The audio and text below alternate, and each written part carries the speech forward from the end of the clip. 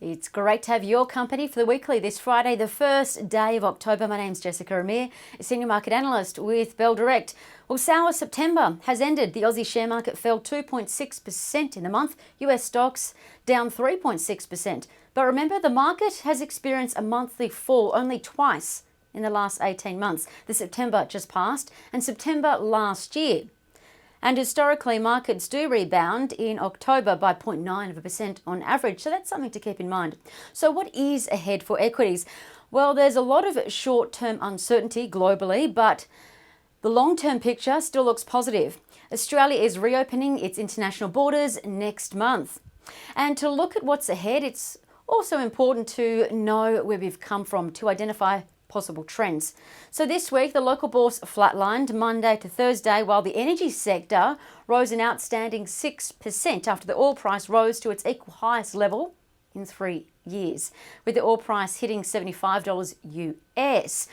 Oil investors got a bit excited about that, as oil companies will be making more money. Financials also did well, up 2%, rebounding from last week's fall, while tech stocks fell out of bed, falling over 5%. That's the biggest drop in tech stocks in 4 months. Why? Well, bond yields rose to their highest level since June early in the week. Remember, rising bond yields hurts growth stocks like tech stocks because that lowers their relative value of future earnings. However, if you are a long-term investor, you'd be happy to know in 2023, the market thinks the most earnings could come from tech stocks, with earnings per share growth of 43% expected for the sector.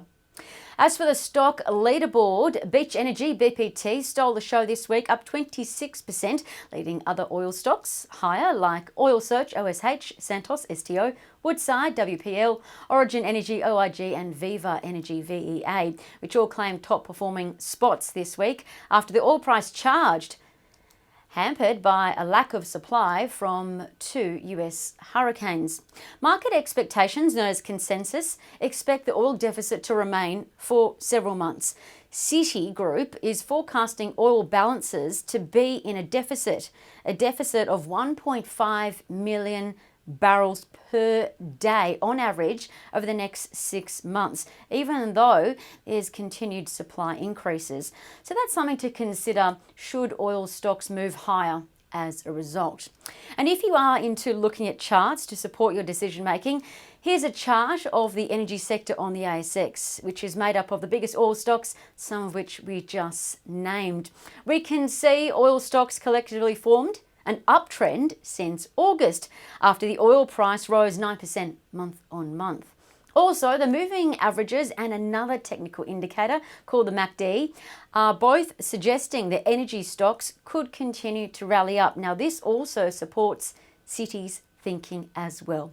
As for what to watch next week, 3 key areas. Firstly, be mindful that some investment banks are thinking the markets could fall 10 to 20%. If this happens, some investors may take it as a buying opportunity, particularly if they missed out on buying the dip when the market fell over 30% in March last year. The bottom line is that Citi says globally there are now more sell signals than were in February last year before the market crash. So what are the issues at hand now? Well, global growth is slowing down. There's supply chain issues with goods orders being delayed by about 2 months, give or take. Inflation is rising. Food, meat, petrol prices are up, right?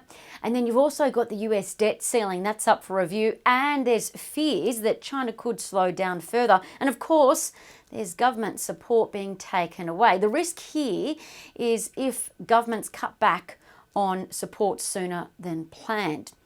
So now you could, 1, keep money at bay, be ready to buy the dip into stocks that you like, or 2, take profits from stocks that have done really well, or 3, just simply do nothing and play the long-term game, remembering that markets have risen over the long term.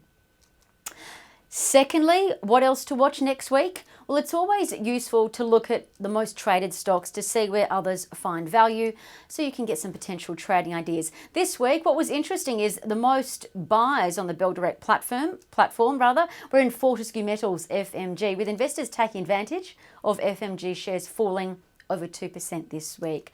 FMG did fall on the back of halting operations at their Solomon hub in the Pilbara following the death of an employee. So our condolences do go out to their family and friends.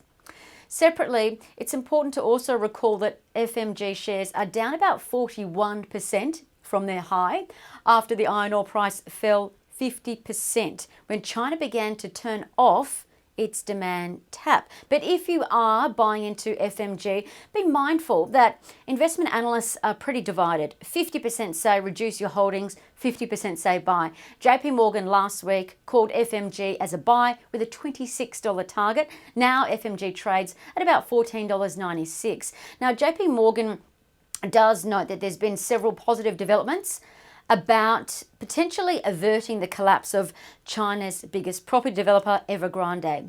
Interestingly, as well, overnight, Evergrande announced plans to sell its 20% stake in the Shengji Bank for about $1.5 billion to raise money to pay down its debts.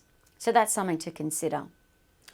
Thirdly, what else to watch next week? Well, there's plenty of economic updates to be across. Tuesday will be a huge day. Business confidence is released for September and the RBA will have its monthly meeting. Interest rates, they're tipped to remain on hold till next year. That's according to market expectations, but the market will be really focused on the RBA reconfirming that it will continue to buy bonds to support the corporate world and the economy till February next year.